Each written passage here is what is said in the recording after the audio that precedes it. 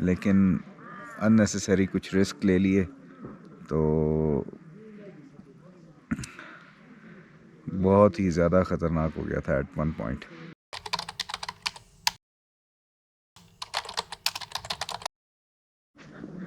ये जनाब जहाज़ बांडा में और आबशार की तरफ जा रहा हूँ मैं। सुबह सुबह का टाइम है, बेहतरीन सा मौसम है, कोई बारिश के इम्कानात नहीं। कल बहुत बारिश हुई रास्ते में आते हुए और गिरते पड़ते जो है ना रात को अंधेरे में यहाँ तक पहुँचे थे। अब आगे का सफ़र अल्लाह खैर करेगा इंशाअल्लाह।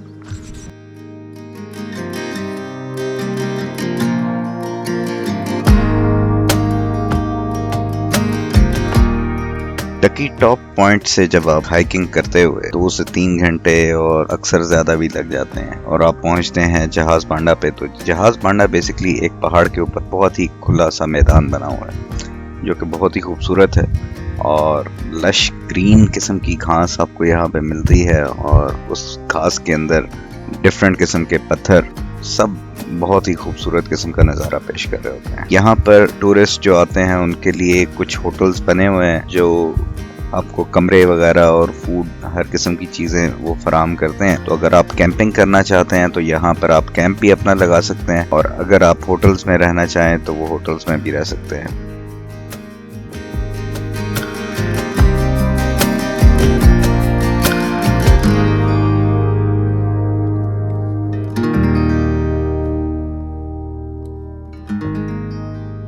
इन पहाड़ों में एक अजीब किस्म का सुकून है, एक अजीब किस्म की खामोशी, एक अजीब किस्म की ताजगी।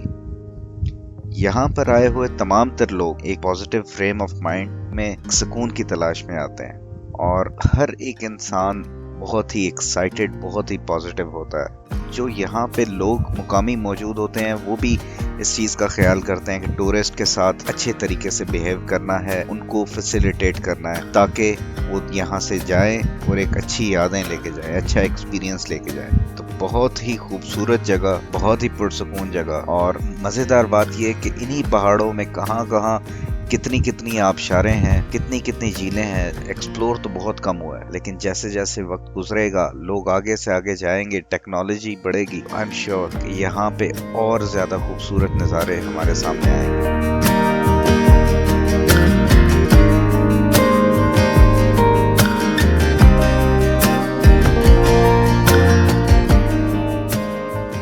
अब ये सामने एक वैली जो जा रही है दोनों पहाड़ों के बीचों बीच खूबसूरत सी और बीच में से पानी भी चलता जा रहा है। ये वैली कहलाती है कुंड पांडा और यहाँ पे ही अगर आप आगे ट्रैक करते चले जाएं तो एक और आबशार जो कुंड पांडा की आबशार है वो नजर आती है, जिसके बारे में मैं मजीद आगे चल के वीडियो भी बनाऊंगा क्योंकि उसको भी हमने कैप्चर किया था। और इधर ही लेफ्ट साइड पे अगर आप जाएं तो यहाँ पर आपको जहाज पांडा की आबशार मिलेगी।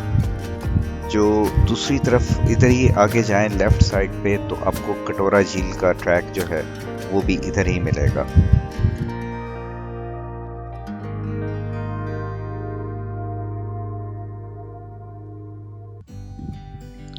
तो ये बेसिकली आबशार है जहाज बांडा की और इस पर जो आने के लिए रास्ता है वो आप ये देख रहे होंगे, ये यहाँ से आ रहा है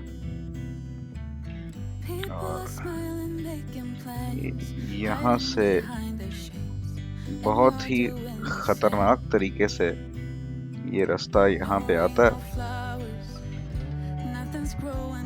और बारिश क्योंकि हुई थी एक दिन पहले बहुत ज़्यादा, तो उस वजह से इसके ऊपर बिल्कुल पाँव रखा नहीं जा रहा था। बहुत ही बारीक सा ये रास्ता है और उसके ऊपर खड़े होना, उसके ऊपर चलना बहुत मुश्किल है। जो नॉर्मल रूटीन में एक्सट्रीम किस्म की हाइकिंग नहीं करते तो वो उनको आइडिया होगा कि यार यहाँ पर नहीं चला जा रहा था। मैं खुद दिन में देख रहा था क्योंकि जो लोग भी आते हैं वो सुबह सुबह यहाँ से आबशार को देखने के लिए, आगे कटोरा लेक के लिए या कुंड बांडा की आबशार को देखने के लिए निकल पड़ते हैं। लेकिन कोई भी शख्स यहाँ पे आबशार की तरफ नहीं आ रहा था। फॉर्चुनेटली मेरे साथ जो एक बच्चा है वो भेज दिया था होटल वाले ने कि इस बच्चे को आप साथ ले जाएं, तो ये आपका लगेज वगैरह भी उठा लेगा और आपको गाइड भी कर देगा सही जो रास्ता है कि कहाँ से जाना है। तो वो बच्चा मेरे साथ आ गया था, उसने गाइड किया, लेकिन अब उसको उर्दू नहीं आती थी। और यहाँ पर इस रास्ते के ऊपर मैं 2-3 जगह पर ऐसा बुरा फंसा जहाँ पर ना अब मुझसे आगे जाया जा रहा है ना मुझसे पीछे जाया जा रहा है। तो बहुत ही ज़्यादा ख़तरनाक हो गया था, क्योंकि ज़रा सी गलती होती स्लिप होके आपने सीधे नीचे जाना था। ये बिल्कुल स्ट्रेट ड्रॉप था। तो that was the stupid mistake that I did. और बारिश में और ऐसे ट्रैक पे अननेसेसरीली रिस्क नहीं लेना चाहिए। आधे रास्ते में बहरहाल मैं पहुंच के मैं तकरीबन मेरा ख्याल है यहाँ पे करके मैं बैठ गया था और इससे आगे फिर मैं नहीं गया। यहाँ पे करके मैं बैठ गया था और यहीं से फिर मैंने ड्रोन शॉट्स वगैरह और जो भी ली वो यहाँ से ही ली, आगे मैं नहीं गया था। फिर यहीं से फिर मैं वापस हो गया था। तो ये बहरहाल एक बहुत ही ऑकवर्ड किस्म का, ख़तरनाक किस्म का मेरे साथ इंसिडेंट हुआ जो मैंने कहा आप लोगों से शेयर करूं।